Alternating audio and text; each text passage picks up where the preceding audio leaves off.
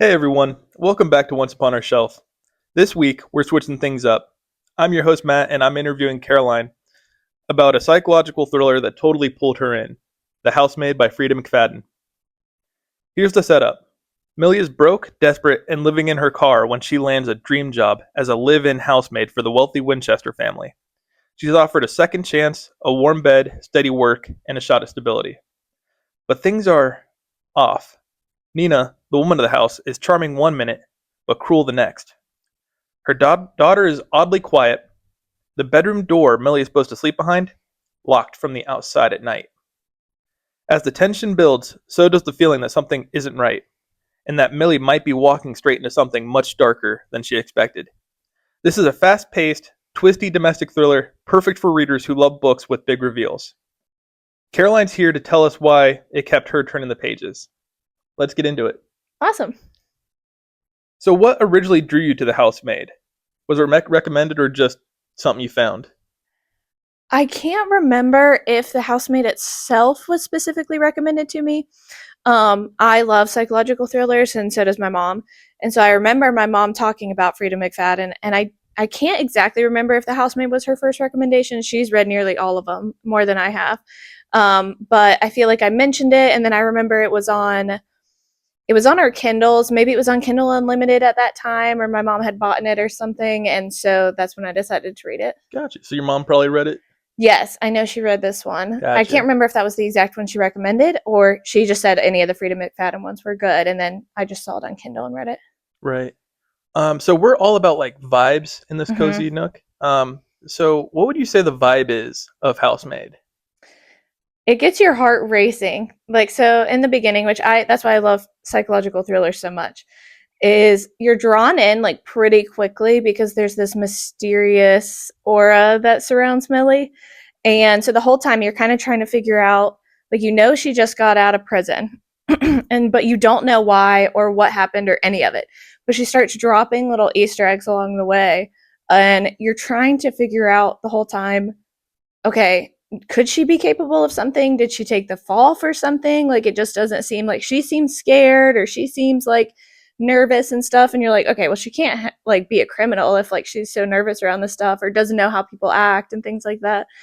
And so you're drawn in so quickly from her, and it just gets you going quickly. And then you're trying to figure it out. And something I really like about Freida McFadden when she's writing is you feel like you're picking it up along the way, and you're like, oh, this is definitely what's going to happen. And it's never what you think is going to happen. And so I really like that about her writing. You're like, for sure, this is it. This is who the person is. Like, because it's like a mystery. But then she takes you on all of these twists and turns, and you're just like, what? How did I miss that? How did this lead here? It's really, really good. Gotcha. So you were talking about like Millie and not really knowing her backstory and stuff. Yeah. What would you say your first like impressions of her as a character were? I would say my first impressions is kind of like that. It's like, oh, she seems kind of like nervous and timid and shy. And so you're like, what? How was she in prison? Like, maybe she just did something like not related to anything scary. Like, who knows? Maybe it was tax evasion or something. I don't know. But she seems timid and nervous and like very polite. And when she's getting her job, she, wants to put her best foot forward. She's trying to do everything right she possibly can because she doesn't want to mess this up. And so you're like, dang, this girl is like such a hard worker. She seems, like she is just an A model person. She seems like she's just working really hard and wants everything to go right. And you're like, dang, something happened, something messed up along the way, but she's like really trying to get her feet back under her and like show that how good of a person she is. So you're always rooting for her. I think so from the beginning, and you start to see the other members of the house, and you're like, dang, this girl's like really going through it. Like, and you're like, just get a different job. But then like she got out of prison, so she just has a hard time doing that anyways. Right. I've got a question just from me. So the family is the Winchesters, right? Yes. Is there like any connection to the gun makers or even the supernatural characters? Not that it says. Maybe Freida was a fan, but no, it doesn't say. like it hints maybe that they got their wealth from guns or something. Nope, doesn't say anything. Gotcha. I mean, it's a big house. Like if you've ever seen like the Winchester house, like the gunmaker's house, it is like a big house that she's working in, and they have a lot of money, but you never hear like he's a businessman and stuff like that, but you don't hear that it's like directly stemmed from anything. But potentially the slightest reference. Potentially. Okay, gotcha. Nina Winchester is like a big presence. Yes. What stood out to you about her? She was interesting from the beginning. So she's the one that Millie meets in the beginning. Seems super nice. She's the one that gives her the job. Mm-hmm. And I remember Millie thinking like, wow, this was really easy. This woman seems awesome. Like, this is going to be so nice. And then she's the one that like, she starts flipping. Like, she would be really, really nice one moment and then super cruel the next. And it would just be, and you could never follow what she was doing. And Millie's confused. You're confused. It seemed like she was just like flipping back and forth. One day could be a great day, one day could be bad, the morning could be good, the afternoon could be bad. Like, you never knew what it was coming. And so Millie was always confused, and you're confused. You're trying to like connect things between the lines, but you're like, okay, she seemed like she was the nice one, and now she's being super cruel to Millie. And so then you're trying to figure that out along the way too with Millie. You don't have any extra insight as the reader. Gotcha. So more like broader perspective, the pacing of this book is considered fast, generally. Mm-hmm. How did that affect your reading experience? I know people say that about, excuse me, certain psychological thrillers, like, oh, it just flies through it so fast. I love that in psychological thrillers because if I get really into it, I feel like I did read this one in probably 24, 48 hours. Like, it's one of those I read super, super fast within a weekend. And I like that because it's like when I'm reading, I want to get to know the next thing. And like I said, you're reading it and you think, oh, I know the next thing, but you never do. And so I like how fast it moves. I get too frustrated in psychological thrillers when you're following like the main storyline and then you go off and you're like, wait, no, like I want to follow like what's actually happening here. So I personally liked the pacing of this one. So you think that's like a general aspect to a good portion of the genre? Kind of like with epic fantasy, if somebody picks up a book for the first time, they might be like, oh, this is long and kind of slow paced. Yeah, and that's probably my thing. Genre. Yeah, that's probably my thing, and why I have trouble like when you're reviewing them, and I can see how long yours are versus mine. I do tend to like a quick read, especially one that draws me in really fast. And so when it draws me in that quickly, I don't notice that it's going fast paced. I just like it to be that way.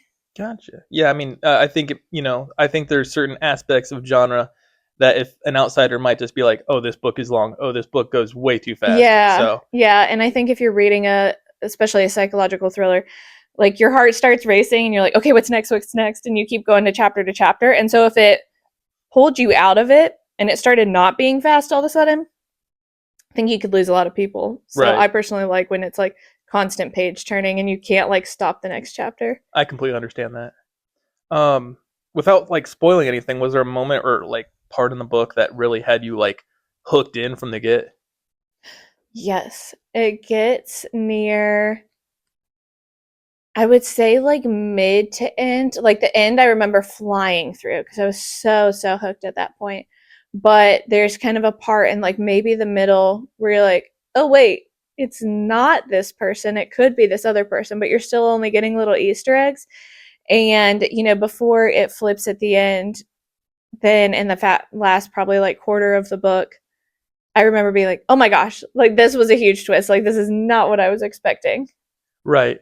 So is that common with like thrillers? Is like the first maybe like third of a book is probably like the slower part, and then it gets faster as it goes? I would say maybe typically something Freida does really well is like you get the basis.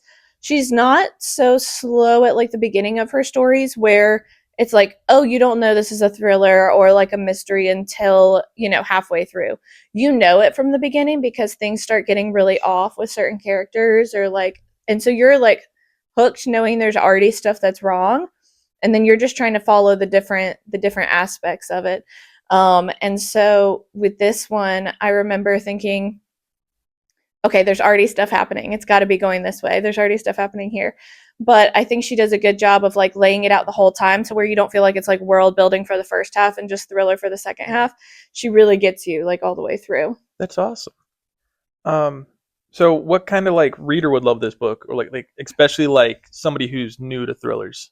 Yeah, I would say if you are new to psychological thrillers, this one's pretty good. It's not too heavy in any certain, there's a little bit of like domestic like violence, domestic dispute stuff, But if you are trying to get into thrillers, this one's not super like strange in any other area or wouldn't have any triggers in any other area. I think this is a good one. It's fast to get into. It is part of a trilogy, but you could read this one alone and be totally fine. Like it doesn't, it makes it interesting, but you don't have to read the other ones.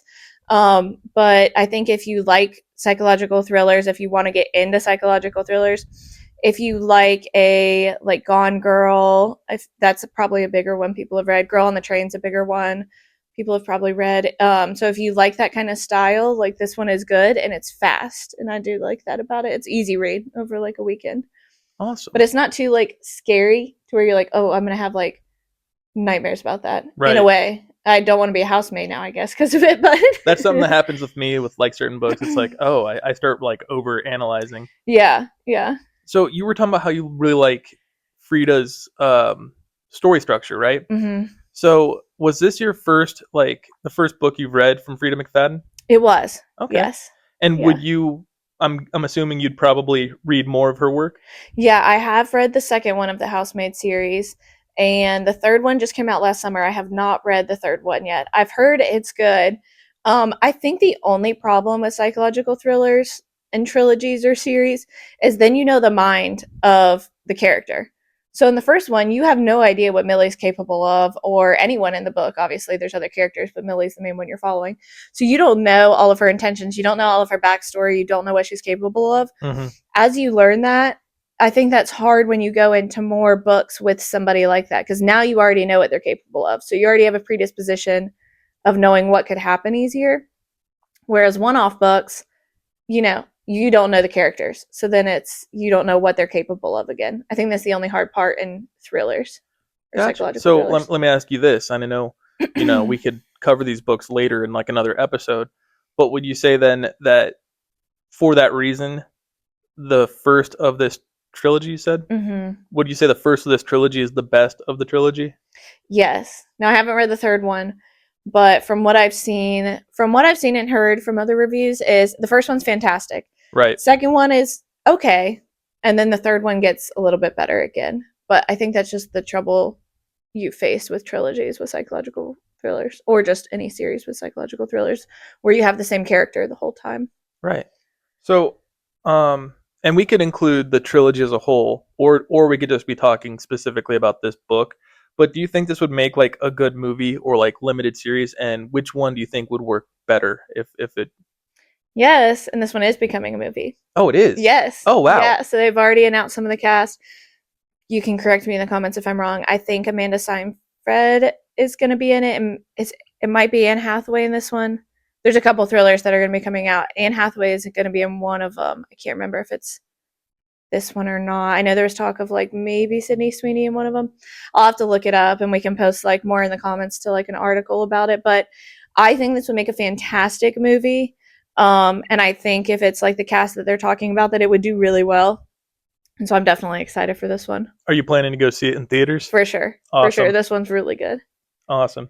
If somebody liked The Housemaid, what's another book or author you would recommend? It depends on like how. I love her other books in her series, and I think she has a good range. She's got Never Lie. Like she will do all sorts of ones. She does like The Teacher, so then it's like teacher based. She does Never Lie. She does like an inmate one. She does and then Never Lie is like a psychology like based one, like the person's a psychologist. And so I think she does a good genre where it's like, okay, if you don't like the housemaid vibe, there's other vibes you can do. There's some other psychological thrillers. It just depends, I guess, like if somebody has like a trigger to something, like you don't want to read about certain things, then you might not like other books or maybe other authors if they either get too gory or there's children involved or like things like that. I like her series a lot. It's more psychological thriller based. I would say if you haven't read Girl on the Train, I love Girl on the Train. I like Girl on the Train better than Gone Girl personally.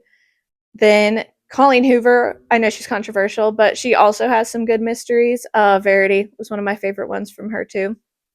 That one's really good, but again, like some just different triggers. Verity may be the one that Anne Hathaway's in, now that I'm thinking about it out loud. Which she'll do really well in that one. I think that's the one she's in. But I think it might be Amanda Seyfried in this movie that they're making. But those would also be some good ones. If you are into more like mystery based, which we can talk about this in another episode too. I love Agatha Christie, but she's more truly like mystery crime based, not psychologically thriller based. Right. And a little bit of comedy with yes, like a little more comedy. There's not comedy in these ones, like not in the sense. I mean, maybe someone says one line, but that's not the basis of these kind of psychological thrillers. I mean, and to be fair, maybe it's not all comedy. Maybe just with the one character, because Hercule Poirot, Hercule Poirot. Because and then there were none. There's no comedy, so I might just be with her certain characters. Yeah. So we kind of did like a rating system for the books that I've read. Yes. We're going to do the same thing with you. So we're going to do the 5-star system. So out of 5 stars, what would you rate this book alone? Ah, this one's so good. I would honestly... This one's really, really good. Like, I would go up to, like, I think 4.75. Okay. Like, this is up there as one of my top reads, for sure. It's only not a 5 because there's, like, a couple other thrillers that are, like, perfect 5 stars for me. But I would say this is like 4.75 for me so far. And you've read the second book, right? So don't rate the second book, but what would you rate the series as a whole? It's a little hard. I haven't read the third one. If I knew if the third one is better, than the second one off of what I've read, then I would say maybe it puts the series at like a 4. Okay. If it is as good as what people are saying. So what would it be just knowing the first 2?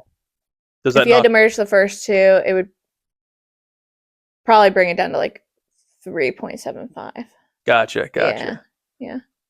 Well, okay. I'll go ahead and if you are okay with it, I'll give my rating on my. Yes. What do you think your likelihood of now hearing about it would be? You don't really read psychological thrillers, so. Right. So let me give a little bit of reasoning first and see if you can probably in your head guess like what my chances were. Okay. So one thing I really like is the intensity, right? If I'm not reading a world building fantasy, then I want to be engaged. Secondly, if I read a lot of long books, but if I'm experimenting and like just dipping my toes into a new genre or something like that, I don't want to read a long book first or anything like that because put a lot of time into it if you're not gonna. So if a book is short and I can read it in like 24 hours, then I think I'd have a better chance. Okay. So let me go ahead and give you I'm going to be a little bit conservative, but I'll say 3. Okay. All right. A 3. There's actually a good chance just for, interest now because you've piqued it, but I'd say 3 is probably the best answer. But anyways, that's probably all we can really get into without getting into like the nitty-gritty spoilers. Yeah. So that wraps up this week's episode of Once Upon Our Shelf. Whether you're new to thrillers or love a fast-paced mystery, The Housemaid is definitely one to add to your list. Let us know if you've read it or if you're adding it to your TBR, and we'd love to hear your favorite thrillers too. If you like this episode, don't forget to like, subscribe, and hit the bell so you never miss out on next reviews. And follow us on Instagram at Once Upon Our Shelf for more bookish content, behind-the-scene reels, and cozy read recs. Thanks for hanging out. See you next time. Bye.